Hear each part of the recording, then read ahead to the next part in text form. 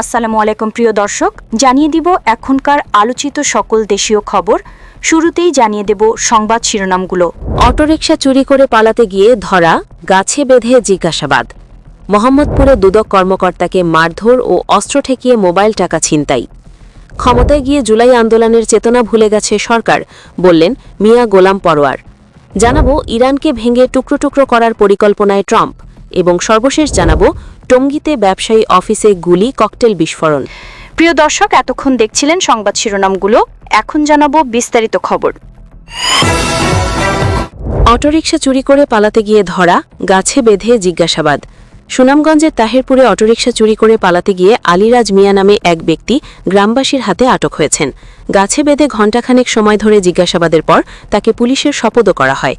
Police ও গ্রামবাসী জানান, আটক আলিরাজ ও তার কয়েক সহযোগী প্রথমে তাহিরপুর সদরের দ্রুতমা এলাকা থেকে একটি মোটরসাইকেল চুরি করে। পরে চিকসা গ্রামে গিয়ে আরও একটি মোটরসাইকেল চুরির চেষ্টা করলে স্থানীয়দের সন্দেহ হয়। এ সময় গ্রামবাসীরা ধাওয়া দিলে তারা চুরি করা মোটরসাইকেলটি ফেলে জঙ্গলে লুকিয়ে পড়ে। এরপর সেহেরির আগে চিকসা দরগাহাটের লেবু মিয়ার বাড়ি থেকে একটি অটোরিকশা চুরি করে পালিয়ে যায়। লেবু মিয়ার পরিবারের লোকজন সেহেরির সময় ঘুম থেকে উঠে অটোরিকশা না পেয়ে খোঁজাখুঁজি শুরু করেন। একটি সিএনজি নিয়ে অটোরিকশা খুঁজতে বের হন। এক পর্যায়ে বিশ্বনহরপুর উপজেলার ফতেহপুর এলাকায় সড়কের পাশে গিয়ে দেখতে পান আলিরাজ দুর্ঘটনার কবলে পড়ে আছে। সে তাদের গাড়িতে করে বাড়ি যেতে চাইলে তাদের সন্দেহ হয়। পরে রাস্তার পাশে পরিত্যক্ত অবস্থায় অটোরিকশাটি দেখতে পান তারা। এক পর্যায়ে গ্রামবাসীরা তাকে আটক করে চিকসা গ্রামে নিয়ে যায় এবং গাছের সঙ্গে বেঁধে ঘণ্টাখানেক সময় ধরে জিজ্ঞাসাবাদ করে। পরে পুলিশে খবর দেওয়া হয়। খবর পেয়ে রোববার সকাল ৯টায় তাহিরপুর থানার পুলিশ ঘটনাস্থলে গিয়ে তাকে উদ্ধার করে থানায় নিয়ে যায়। তাহিরপুর থানার ভারপ্রাপ্ত কর্মকর্তা সুশঙ্কর পাল বলেন, গ্রামবাসী গাড়িসহ এক ব্যক্তিকে আটক করে পুলিশকে খবর দিলে তাকে উদ্ধার করা হয়। আটক আলিরাজ চুরির একাধিক মামলার আসামি এবং এর আগেও চুরির মামলায় জেল খেটেছে। প্রয়োজনীয় আইনগত ব্যবস্থা নেওয়া হবে। মোহাম্মদপুরে দুদক কর্মকর্তাকে মারধর ও অস্ত্র ঠেকিয়ে মোবাইল টাকা ছিনতাই। রাজধানীর মোহাম্মদপুরে দুর্নীতি দমন কমিশনের এক কর্মকর্তা ছিনতাইয়ের শিকার হয়েছেন। দেশীয় ধারালো অস্ত্র ঠেকিয়ে তার কাছে থাকা দুটি মোবাইল ফোন, নগদ টাকা ও ঘড়ি নিয়ে গেছে ছিনতাইকারী চক্রের সদস্যরা। এ সময় তাকে মারধর করে আহত করা হয়। এই ঘটনায় তিনি মোহাম্মদপুর থানায় একটি মামলা দায়ের করেছেন। ছিনতাইয়ের শিকার ভুক্তভোগী মোহাম্মদ মোতাহার হোসেন দুদকের অনুসন্ধান ও তদন্ত শাখা ২-এর মহাপরিচালক হিসেবে কর্মরত। জানা যায়, শনিবার রাত ১১টায় তিনি মোহাম্মদপুরের রেসিডেন্সিয়াল কলেজের পাশে শহীদ ফারহান ফাইয়া চত্বর দিয়ে হাঁটছিলেন। এ সময় কয়েকজন ছিনতাইকারী দেশীয় ধারালো অস্ত্রশস্ত্র নিয়ে তাকে ঘেরাও করে মারধর শুরু করে। তারা তার কাছে থাকা আইফোন 6 প্লাস ও আইফোন 12 প্রো ম্যাক্স মডেলের দুটি মোবাইল ফোন, নগদ ১৫,০০০ টাকা ও হাতের একটি দামি ঘড়ি ছিনিয়ে নেয়। ফোনের পাসওয়ার্ড দিতে দেরি হওয়ায় ছিনতাইকারীরা তাকে আঘাত করে। এতে তিনি ঘাড়ে ও চোখে মারাত্মকভাবে আঘাত পান। বর্তমানে দুদকের ওই কর্মকর্তা সরকারি কর্মচারী হাসপাতালে ভর্তি আছেন। তেজগাঁও বিভাগের উপপুলিশ কমিশনার ইবনে মিজান বলেন, গতকাল রাত ১১টায় মোহাম্মদপুরে দুদকের মহাপরিচালক ছিনতাইয়ের শিকার হয়েছেন। আমরা এ ঘটনায় আসামিদের দ্রুত গ্রেপ্তারে কাজ করেছি। ভুক্তভোগীর পক্ষে অন্য একজন সরকারি কর্মকর্তা বাদী হয়ে মোহাম্মদপুর থানায় একটি মামলা করেছেন। ক্ষমতায় গিয়ে জুলাই আন্দোলনের চেতনা ভুলে গেছে সরকার, বললেন মিয়া গোলাম পরোয়ার। বাংলাদেশ জামাতে ইসলামীর সেক্রেটারি জেনারেল মিয়া গোলাম পরোয়ার বলেছেন, ভোটের ফলাফল ইঞ্জিনিয়ারিং করে ক্ষমতায় যাওয়ার পর বিএনপি সরকার জুলাইয়ের আন্দোলনের চেতনা ভুলে গেছে। তিনি বলেন, জনগণ সবকিছু পর্যবেক্ষণ করছে এবং আগামী নির্বাচনে এর উপযুক্ত জবাব দেবে। গোলাম পরোয়ার বলেন, সামনে অনুষ্ঠিত জেলা, উপজেলা ও ইউনিয়ন পরিষদ সহ স্থানীয় সরকারের বিভিন্ন নির্বাচনে জামাতে ইসলামী অংশগ্রহণ করবে। জনগণের ভোটাধিকার প্রতিষ্ঠার জন্য এসব নির্বাচনে মানুষ তাদের মতামত স্পষ্টভাবে প্রকাশ করবে। রমজানের গুরুত্ব তুলে ধরে তিনি বলেন, পবিত্র কোরআন রমজান মাসে নাজিল হয়েছে এবং এটি শুধু তেলাওয়াতের জন্য নয়, বরং মানবজাতির জন্য একটি পূর্ণাঙ্গ জীবন ব্যবস্থা। ব্যক্তিজীবন থেকে রাষ্ট্র পরিচালনা পর্যন্ত কোরআনের নির্দেশনা অনুসরণ করা প্রয়োজন। তিনি আরও বলেন, রাষ্ট্রের গুরুত্বপূর্ণ দায়িত্বে যদি তাকুয়াবান ও সৎ ব্যক্তিদের নিয়োগ দেওয়া হয়, তাহলে সমাজ থেকে অন্যায়, অবিচার ও দুর্নীতি অনেকটাই কমে যাবে। ওসি, ডিসি, এমপি ও মন্ত্রীসহ দায়িত্বশীল পদে থাকা ব্যক্তিরা যদি ন্যায়পরায়ণ হন, তাহলে সমাজে অনিয়মের সুযোগ কমে আসবে। ইরানকে ভেঙে টুকরো টুকরো করার পরিকল্পনায় ট্রাম্প। যুক্তরাষ্ট্র ও ইসরায়েলের সামরিক বাহিনীর হামলায় টানা নবম দিনের মতো ইরান জুড়ে ভয়াবহ ধ্বংসযজ্ঞ চলছে। এই হামলার প্রতিশোধে ইসরায়েল সহ পুরো মধ্যপ্রাচ্যে মার্কিন সামরিক বাহিনীর ঘাঁটি ও ইসরায়েল স্বার্থে পাল্টা হামলা করছে ইরানও। ইরানে হামলা শুরুর আগে কয়েক মাস থেকে ইরান বিরোধী ক্যাম্পেইন চালিয়ে আসছে যুক্তরাষ্ট্র।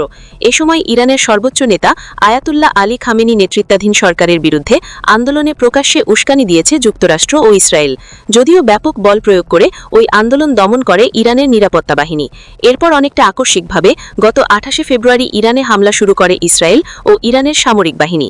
ইরানে মার্কিন ইসরায়েলি এই হামলার নেপথ্যে কি? কেবল ইরানের ক্ষমতাসীন শাসক গোষ্ঠীর পতন, নাকি সার্বভৌম ইরানকে ভেঙে টুকরো টুকরো করার লক্ষ্য রয়েছে? তেহরান বিশ্ববিদ্যালয়ের অধ্যাপক ফুয়াদ ইজাদি কাতার ভিত্তিক সংবাদ মাধ্যমে আল জাজিরাকে বলেছেন, ইরানকে ভেঙে ফেলার পরিকল্পনা করছে যুক্তরাষ্ট্র। ইসরায়েল মার্কিন প্রেসিডেন্ট ডোনাল্ড ট্রাম্প কয়েকদিন আগে এক বক্তব্যে যুদ্ধ শেষে ইরানের মানচিত্র আগের মতো থাকবে না বলে ইঙ্গিত দিয়েছিলেন। ট্রাম্পের ওই বক্তব্যের প্রতি ইঙ্গিত করে অধ্যাপক ফুয়াদ ইজাদি বলেছেন, এতে বোঝা যায় যে যুক্তরাষ্ট্র ইসরায়েল ইরানকে বলকানাইজ বা ছোট ছোট অঞ্চলে বিভক্ত করার পরিকল্পনা করছে। পারস্য উপসাগরের উত্তর দিকে অবস্থিত ইরানের তেল সমৃদ্ধ অঞ্চলগুলোর প্রতি ট্রাম্পের আগ্রহ রয়েছে উল্লেখ করে ইজাদি বলেন, আমার মনে হয় ট্রাম্প ইরানের তেল সমৃদ্ধ অংশগুলো বিচ্ছিন্ন করার বিষয়ে আগ্রহী। তিনি সম্ভবত তেল সমৃদ্ধ এই অঞ্চলগুলোর দায়িত্বে নিজের পছন্দের কাউকে বসাবেন এবং ইরানের বাকি অংশের প্রতি তার তেমন কোনো আগ্রহ থাকবে না। তিনি বলেন, ইরানের অন্য অংশগুলো হয়তো প্রতিবেশী দেশগুলোর দখলে চলে যেতে পারে, অথবা তেল না থাকলে সেগুলো অবহেলিত অবস্থায় পড়ে থাকতে পারে। তেহরান বিশ্ববিদ্যালয়ের এই অধ্যাপক বলেন, ট্রাম্প তেল পছন্দ করেন, তিনি ভেনেজুয়েলার তেল পছন্দ করেন, ইরানের তেলও পছন্দ করেন, আর এজন্য তার এমন এক সরকার প্রয়োজন যা অকার্যকর এবং নেতৃত্বহীন। তারা সম্ভবত ইরানির প্রেসিডেন্টকে হত্যা করতে চাইবে, ফলে ইরানি সরকারের পতন ঘটবে এবং দেশটির মানচিত্র বদলে যাবে। আয়তনের দিক থেকে ইরান বিশ্বের 17তম বৃহত্তম দেশ, যা সুদান ও লিবিয়ার ঠিক পেছনে রয়েছে। দেশটির আয়তন প্রায় 16,05,000 বর্গ কিলোমিটার। ইরানের আয়তন যুক্তরাষ্ট্রের প্রায় 6 ভাগের 1 ভাগ, অস্ট্রেলিয়ার 5 ভাগের 1 ভাগ, ভারতের প্রায় অর্ধেক, ইরাকের চেয়ে 4 গুণ বড় এবং ইসরায়েলের চেয়ে প্রায় 80 গুণ বড়। ইরান পশ্চিমে এশিয়ায় অবস্থিত এবং 7টি দেশের সঙ্গে এর স্থল সীমান্ত রয়েছে। এর মধ্যে সবচেয়ে দীর্ঘ সীমান্ত ইরাকের সঙ্গে, এরপর রয়েছে তুর্কমেনিস্তান, আফগানিস্তান, পাকিস্তান, আজারবাইজান, তুর্কি ও আর্মেনিয়া। টঙ্গীতে ব্যবসায়ী অফিসে গুলি, ককটেল বিস্ফোরণ। গাজীপুরের টঙ্গীতে এক রিয়েল এস্টেট কোম্পানির মালিকের অফিসের সামনে গুলি করেছে দুর্বৃত্তরা।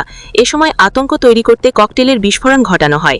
শনিবার রাত 8:30টার দিকে টঙ্গীর 27 বাগানবাড়ি এলাকায় মায়ের দোয়া real estate and construction company লিমিটেডের প্রধান কার্যালয়ের সামনে ঘটনা ঘটে। এই ঘটনায় কোম্পানিটির নিরাপত্তা কর্মী নান্তু মিয়ার মারধরের ঘটনা ঘটেছে। জানা গেছে, শনিবার রাতে 5 ব্যক্তি অফিসের গেটে এসে মায়ের দোয়া রিয়েল এস্টেটের মালিক কামরুজ্জামানকে খুঁজতে থাকেন। পরে তারা অফিসের ভেতরে প্রবেশের চেষ্টা করলে বাধা দেয় নিরাপত্তা কর্মী। এ সময় তারা নিরাপত্তা কর্মী নান্টুকে এলোপাথার ও চড়থাপ্পড় কিলঘুষি মারে। ঘটনার এক পর্যায়ে আশপাশের লোকজন এগিয়ে এলে দুর্বৃত্তরা 3টি ফাঁকা গুলি ছোড়ে ও একটি ককটেলের বিস্ফোরণ ঘটিয়ে এলাকায় আতঙ্ক তৈরি করে। পরে একটি প্রাইভেট কারে পালিয়ে যায়। এ ব্যাপারে মায়ের দোয়া real estate and construction limited কোম্পানির মালিক মোহাম্মদ কামরুজ্জামান বলেন, সন্ত্রাসীরা কেন আমাকে খুঁজছে আমার জানা নাই, তবে ইদানিং কেউ আমার কাছে চাঁদা দাবি করেনি। খবর পেয়ে পুলিশ ঘটনাস্থল পরিদর্শন করেছে এবং সিসিটিভি ফুটেজ সংগ্রহ করে নিয়ে গেছে। আমি আমার জীবনেরও কোম্পানি নিরাপত্তা দাবি করছি।